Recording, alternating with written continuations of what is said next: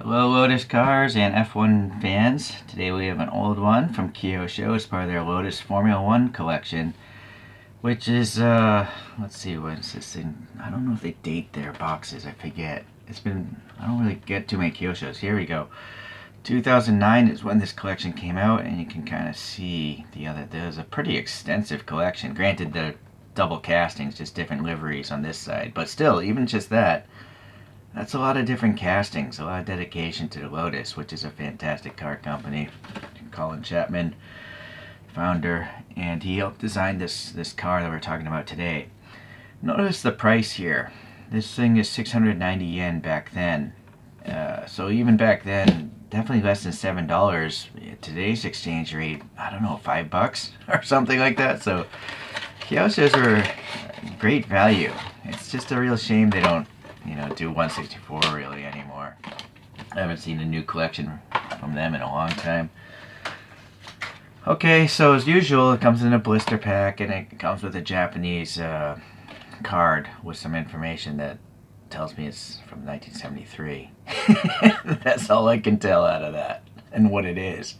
So there's a number 1 version and a number 6 version. This particular car, I'm looking at Wikipedia. It had a aluminum monocoque chassis. It had an anti-squat and anti-dive suspension system. Let's see, it's powered by the infamous Ford Cosworth DFV, a 3-liter V8, naturally aspirated. And the engine is a stressed member. So back in the 70s, stressed member engines were just becoming a thing. So literally the engine is bolted to the front frame and the suspension is bolted to that, I guess. And so obviously that's less parts, less weight, all that stuff. And so it's got a 5-speed manual transmission, and then it has around 450 horsepower. Alright, let's get this stuff out of here. So Wikipedia just classifies this as part of the 72 series. So the whole 72 series put up by Lotus started in 1970 and raced up through 1974, I think. Let's just check that. No, its last event was in 1975. Looking at a different website, Ronnie Peterson piloted this particular 72E to 3 race wins in 1974. He won the Monaco Grand Prix, the French Grand Prix, and the Italian Grand Prix in 72E. Emerson Fittipaldi was also known to race this, as well, I believe, Jackie Ickx. So all famous race car drivers. Okay. Yeah, so obviously you could pause and stuff like that. Sorry, it's really difficult to focus between a photograph behind a model. So anyways, let's take a look here. Let's get the good old pick out. Just holding it, it's a small car. It's as it probably should be for an F1 car back in this time frame, not like today's behemoths. And then Kyosho, as usual, look at these tires. That's such a nice rounded rear tire, and then the printing is actually concentric, unlike unlike a lot of modern car castings, like Greenlight. I don't know what their deal is with their white walls, but they're never round. They're ovals all the time. So Kyosho knew how to print stuff on a round object, so very good.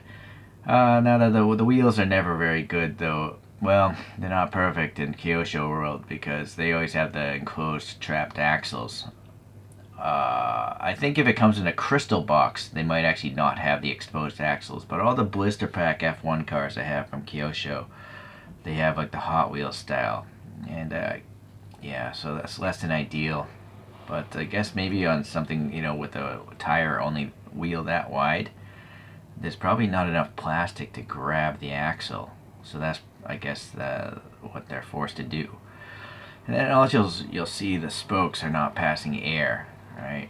So that is something I wish they could have done, but again, maybe if they remove the air part, the plastic there, there'd be no plastic to actually have the axle securely held in place. All Kyoshos, to my understanding, do roll. Even this little guy. I mean, I guess if it's built like a Hot Wheels, it should roll very well. And then almost all Kyoshos, I think every Kyosho has a plastic base. So being from 2009, this model has a press fitting bottom, no screws this time around, but I mean, I don't know why you'd want to open up something this tiny. It is nice that they tell you what the car is, the scale, and who made it, so it's good for collectability even without that little plastic base it came on. So you can even see some plastic, you know, nice details here of the exhaust pipes coming out into this exhaust here. No mufflers, must have been loud. And then look at this paint. Even though this model is over a decade old, it's pretty smooth, and black is like, you know, it shows all the defects. So I'm actually surprised there's no paint rash. So I'm glad, and just a little surprised. So in the classic John Player special black and gold pinstriping livery, looks good. I mean, look how they actually got the pinstripe around this shape here, and then the number also has pinstriping. So really tiny black and gold lines going on just in that little side pod. It's pretty dark in there. I'm gonna need the flashlight. Let's see if there's any sort of detail. I can't focus on that. It's too dark, I think. Well, I think it's just air back there, but I guess that's realistic, right? A big air intake going to a radiator or something back there. That's a really deep vent. It's pretty impressive. So it's yeah, pretty cool. All right, let's see. Yeah, so all this printing is nice. Oh, I guess this must be another race car driver. This one says Dave Walker. Yeah, all right. I've never heard of Dave Walker. So unfortunately, number 6 is not the Ronnie Peterson one. Alright, so the engine has got this funky little, you know, air intake feeding the stacks, and even that has, you know, the pinstriping. Granted, that gold's not perfect there, but it is impressively good up here. Even the side of the wing has the pinstriping, and that's proper sponsorship. Goodyear's a little blurry, but I'm impressed that that Ford is so nicely done. Yeah, that engine's kind of blobby, right? But what can you do? I don't think anyone else makes this car casting in this scale. At least yet. Maybe Mini GT will get around to it. Alright, so number 6 there looks pretty good. All this printing here. It's interesting, the pinstriping comes up. It doesn't actually go all the way across. It goes around this Texaco. Not sure what this would be. What do you guys think? If I had to guess, maybe that's the fuel filler? Yeah, I think looking at that top photograph, that's the fuel filler, so it's nice they got that. These must be part of the suspension where they pivot or something. There should be an axle in here, right? But it's nice that, you see, the axle's painted black, or it's, I don't know, coated black. It might even, that's plastic actually. Look at that, because there's a sinkhole there. So that's interesting. I think the other Kyoshos I have, they usually have a steel axle, so there actually is no axle. I don't see going through the whole body, right? So that is interesting. That's a new one for me. I'm pretty sure all the other ones I have a steel thing going through it, just like a Hot Wheels, but this one bypasses that. And yet it rolls so smooth. That's quite interesting. Well, now I'm noticing there's a hatch here, or maybe that's like a window glass. I'm not sure. The interior, what little bit of there's a rib seat and some indication for a seat harness. So that's pretty nice. Yeah, even the belts and the buckles up there. And then it's got a round steering wheel, like they would way back then. This intake, it's got a little bit of a depression, so that's nice. It's not just perfectly flat. And then, yeah, you do have some, you know, blanked in spacing here, of course, because it's all plastic. You couldn't really have all that air gapped. And then the nice printing here on the wing. What's going on there? A little dirt smudge or something. And then nothing on the bottom of the wing, though. But look at this. I mean, pretty decent. I mean, this thing is better than the Tarmac Works F1 cars, I think. And yet this is more than 10 years older than those. So, pretty impressive. Alright, so this first comparison is the Mini GT of the Lotus 78, which I guess raced in 1977. Mini GT never tells you what the car is on the model itself. It's really strange. That's why I have to add these stickers. I don't know why a brand that actually currently operates wouldn't want to tell you what the vehicle is. It's very strange. Anyways, that's a much bigger model. Look at that thing. Well, I'll do a top view in a moment. We're going to flank it with a 1980 Lotus 81, also by Kyosho. You'll notice that one doesn't have any front wings at all. So it's just all under effects. You know, that's why it's such a slab-sided side, I guess, is some sort of adjustable panels that move up and down. And then the year after, we have a 1981 Lotus 88. At least that's what it says on the bottom. And now they did add those wings. It also grew and all that stuff. Okay, and also from that collection is a 1990 to 1992 Lotus 102, which I'll have to stick over here.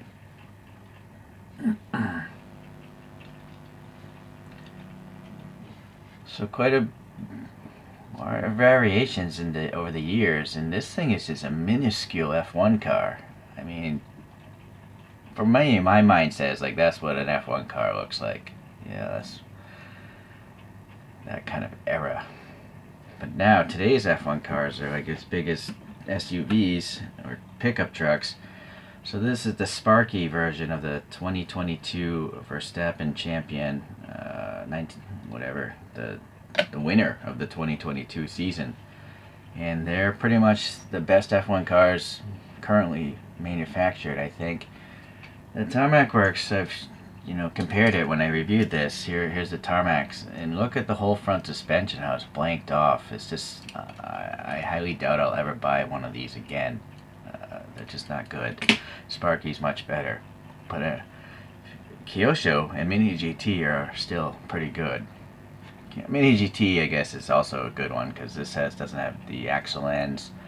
So I think Mini GT, possibly. It depends on the livery and the actual chassis.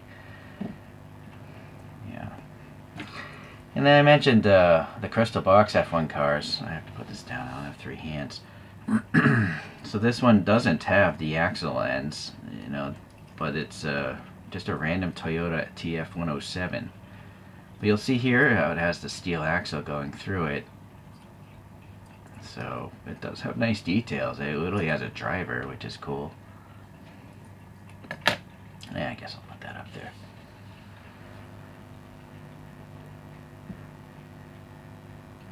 Yeah, alright. I did not expect that to be so small. And then I do like how, the tires on Kyoshos are always different.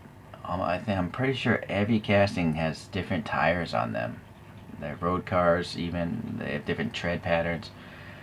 So Kyosho might have the best tires in 164, but again, they're not really an active brand, so you gotta buy all their stuff used and at high prices off eBay.